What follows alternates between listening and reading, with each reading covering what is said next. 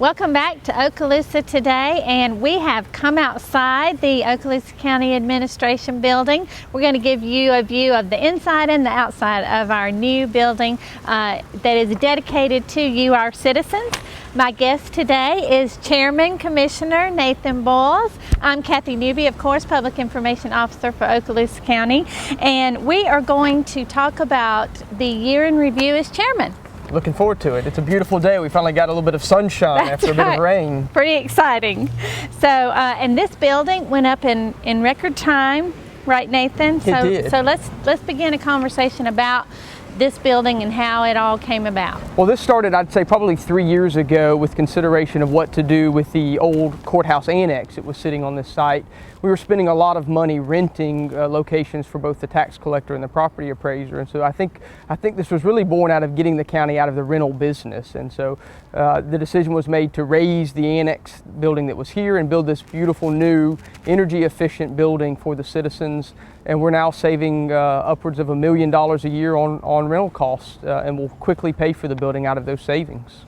That's right, and we actually borrowed money for about 3 projects. Right. Correct, and so there was this building was $11 million, correct? That's right. And then we renovated the Okaloosa County Sheriff's Office and actually moved him. He was going to be in this location. Moved him across the street here in Shalimar. Well, that's right. So what we did is we made a small addition to the existing footprint of the Sheriff's Administration building, and that allowed him to actually get out of the rental business as well. They were paying for rented space for their investigations department, and so we built a new home for their investigations department. About $1.5 million for that building, but a very simple, cost-effective construction. And a building that's going to also save the citizens substantial amounts of money in rent savings over the years. Right, and then of course we had $10 million set aside for the Crestview Courthouse, right. And it's going to cost a little more than that now that we've found mold. That's right, looking like it'll be a bit over budget, but that also is going to be a project. You know, that building in Crestview was last renovated or added onto in the 1960s, and so it's well overdue for an upgrade and an update. And what we learned going through that process is because of mold and other issues within the building is that we would provide a better product long term for the citizens by going ahead and taking that building down and building a new courthouse in its place. And so that's the plan at this point. So, but still a lot of big accomplishments here and a great convenience for our citizens and money savings as well. Absolutely. And we are going to be touring around the building. You'll be seeing photos of various areas of the building. So I do remind everybody that the Board of County Commissioners is here, of course, and Supervisor of Elections, the property appraiser, and also for the county we have growth management, Veteran Services, and Information Systems. Did I forget anybody? I think the tax collector as well. And the tax collector, that's right, very important. So, so the addition here is complete, saved the taxpayers $50,000 in construction costs too, well, right? That's right. So we utilized a program that allows the county to do a direct purchase, and when the county direct purchases were exempt from sales tax. So we'd rather keep those revenues here locally, reinvest them, and so those are direct savings on this project by utilizing that program. All right, well that kind of covers the buildings and some of our capital projects. We're going to be talking about them more, but we do want to focus on everything that you've accomplished this year. It's been a busy year. It's been a very busy year. And you came up, we're early in the year, with this work plan. You want to tell our citizens about what some of your goals were as far as that goes? Sure. Well, you know, we had been kind of coming out of my first 2 years in office with my fellow commissioners and really kind of going through a cleanup phase in Okaloosa County. We were all recovering from the Mark Bellinger scandal, and so we were very focused on fiscal accountability and just kind of cleaning up a lot of those issues. And I think this past year has really been our first opportunity to kind of take the time to look forward. And so I worked with my fellow commissioners to develop a work plan early on that focused on some additional issues, and fiscal accountability was one of the items that was included in that work plan, but really turning a focus to infrastructure, improving our focus on our customer as a county, which is the citizens at the end of the day, and economic development, which is also very important to our citizens. Okay, and we're going to talk about all those. Let's start with some of the infrastructure, because I know that that's certainly important to our citizens. Road improvements is always a big issue for them, so we'll start there and with the matrix that was sort of developed to help with that. Well, you know, we've traditionally in Okaloosa County, I'll say, not done a great job about prioritizing the paving of our local roads. We never had a real good plan as to, you know, which roads should receive the limited resources as we move forward. And so what staff developed is a matrix that's got a set of criteria where we can rank both our paved roads that are in need of repaving and our unpaved roads that are in need of being paved for the first time.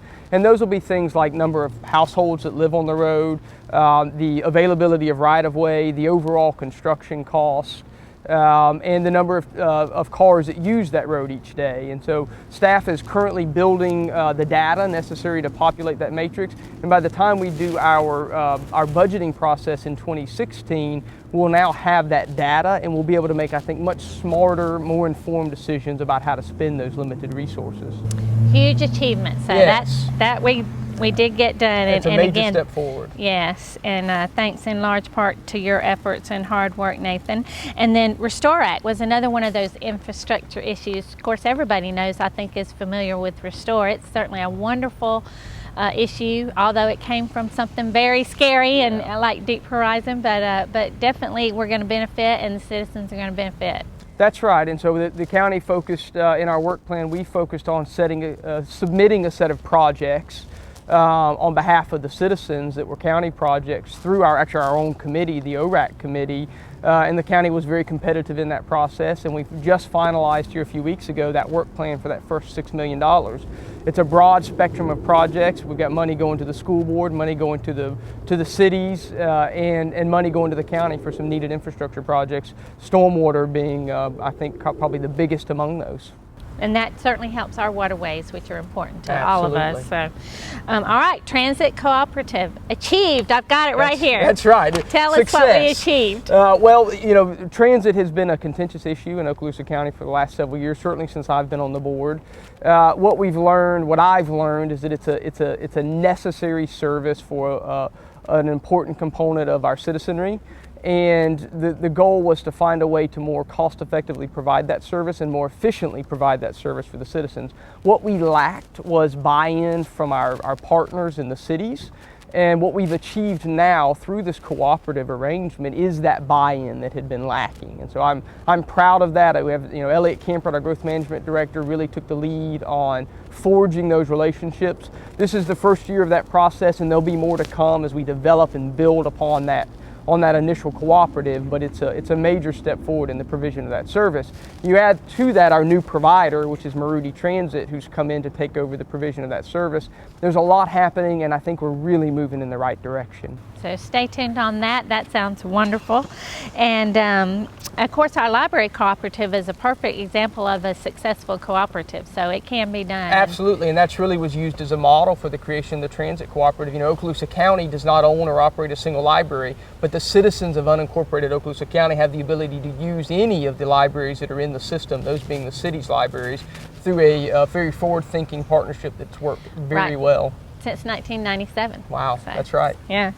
So, and then I have here, you developed a matrix with criteria for ranking of real property assets. I'm not as familiar with that. Well, and so it's the same ideas with our roads. One of the things that we have, obviously, was some really some delayed maintenance on many of our county facilities, and we had not been good, especially during the budget downtime, of keeping up with those facility needs, and those are important to provide the services that our citizens expect. And so this is another way of ranking projects based upon a set of criteria that can actually give us good information on where to spend limited resources. And so things like, roofs, for example, great example. We had a lot of buildings throughout the county that are really aged, that were in need of new roofs. This matrix is going to help us better program those dollars to those buildings that have the most critical need. Right, and I know that the jail is going to be another one of those buildings that is going to need some help with doors and just upgrading and potentially space. Expansion. That's right. Space. We are now above capacity at our jail.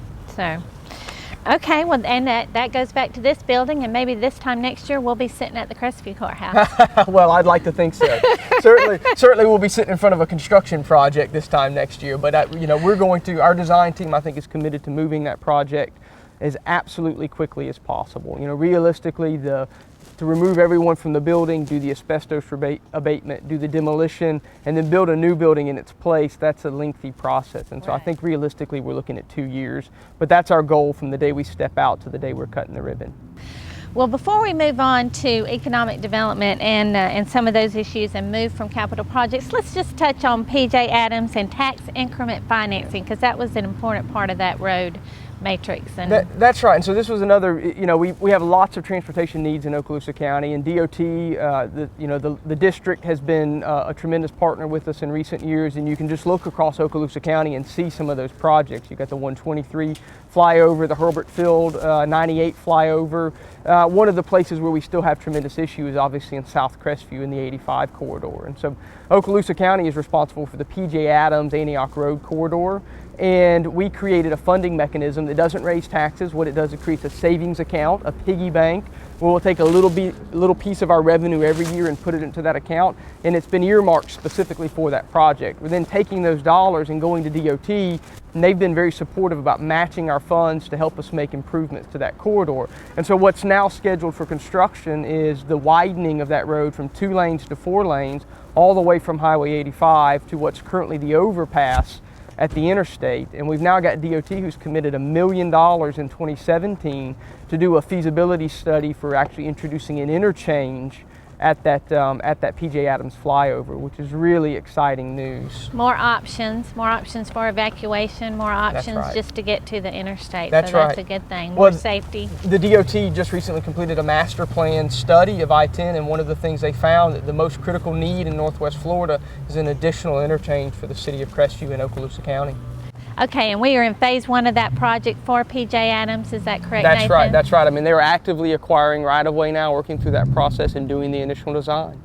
And then the tax increment financing, I just want to mention real quick, that's no additional tax raises for our citizens. So it's just a savings account, really, really good thing. So, well, let's move on to economic development. I was going to start with Bob Sykes, but let's see, what you want to just kind of give an overall? Well, and so that, economic development, what we've learned is that, communities now have to be competitive in the economic development arena. And it used to be that a company would come to town and they'd say, give us our checklist, what do we need to do in order to come do business in your community? And now what they say is, if you want us to come do business in your community, if you want us to bring jobs, here's our checklist of what you need to do as a community to be competitive. And that dynamic has changed. But the reality is the world has shifted and we've got to keep up. And so part of the work plan this year was figuring out how to help Okaloosa County keep up. And we did make very good progress. One of the key items was getting some of the sites out at Bob Sykes Airport, getting those sites certified. Site certification now is very important in the economic development world. Companies, when they decide to make a move, they're ready to move quickly, and they don't want to spend 3 years evaluating a bunch of sites and looking at all the details. They want someone else to have already done that evaluation and to have a report card on that site day one so they can compare it to other sites. And that's the site selection process and the site certification. We achieved that here in Okaloosa County for the Bob Sykes Airport. That's exciting, and that's going to help us be competitive when those big job creators are out there, whether it's light manufacturing or aerospace industry. We are now going to be positioned to be competitive to try and land those jobs. Well, that sounds wonderful. Anything else on that? Well, one of the things that we Growth management. Well, that's right. One of the things we needed to do was really understand what our economic development assets are in Okaloosa County. We did not have a good inventory of what those products were. Holt's a great example. There's an industrial park in Holt. Not too many folks know that because, frankly, it's kind of languished in recent years from a lack of interest and support. And so that's one of the areas we're trying to really catalog what those products are that we have, and then figure out how to polish those products up and improve them. So again, a lot goes on the achieve list for for economic development. Let's move on to your third initiative, or the board's third initiative, refocusing on the customer. That's right. We have, one of the things that came from the audits is that we really didn't have enough people in the county and not enough employees servicing our citizens, looking over some of those prospects. So let's talk a little bit about refocus on the customer. Well, right, and so what we learned coming out of the economic decline and the Mark Bellinger scandal is that, the county had done good. We had actually cut our ad valorem rate and sliced the workforce. And, it's good to be efficient and effective, and I think that was important. A lot of companies had to do that during the downturn as well. But we face the additional hurdle of having constant public scrutiny, which is a good thing. You've got to have the resources at the top end to be constantly reviewing and auditing and have sufficient oversight. And I think what we figured out is we cut too thin at the top and we lacked the necessary capacity to have good oversight. And when you lack capacity for oversight, that's an opportunity for bad guys to do bad things. And so part of refocusing on the customer is simply improving that capacity for oversight of the citizens' dollars, both internally, another piece is externally, to allow the citizens to have greater oversight. You know, one of my frustrations as a new commissioner was understanding the budget process. It's hundreds of pages of numbers, and I'm not an accountant. So and you're not alone. That's right.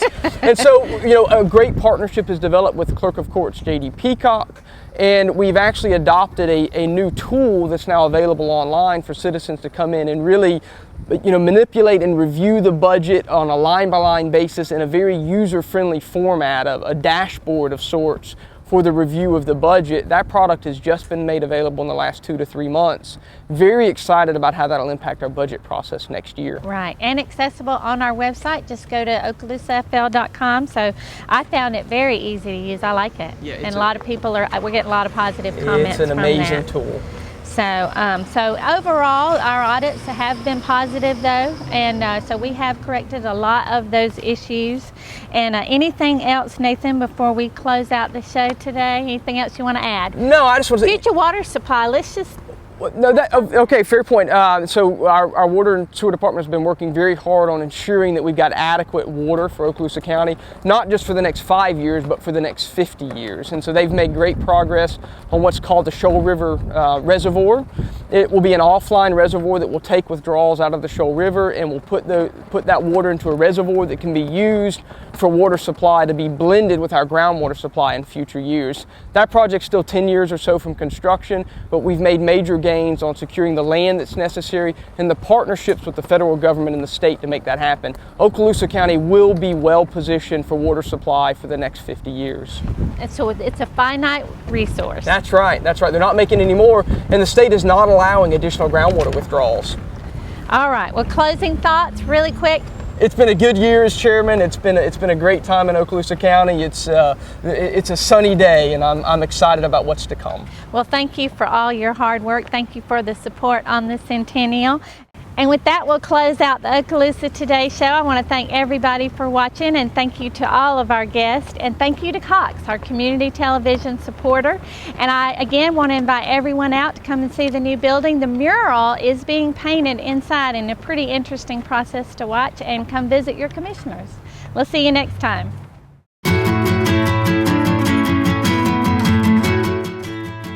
Thanks for watching Okaloosa Today. Join us again next month to learn about local news and information for Okaloosa County, Fort Walton Beach, and Destin.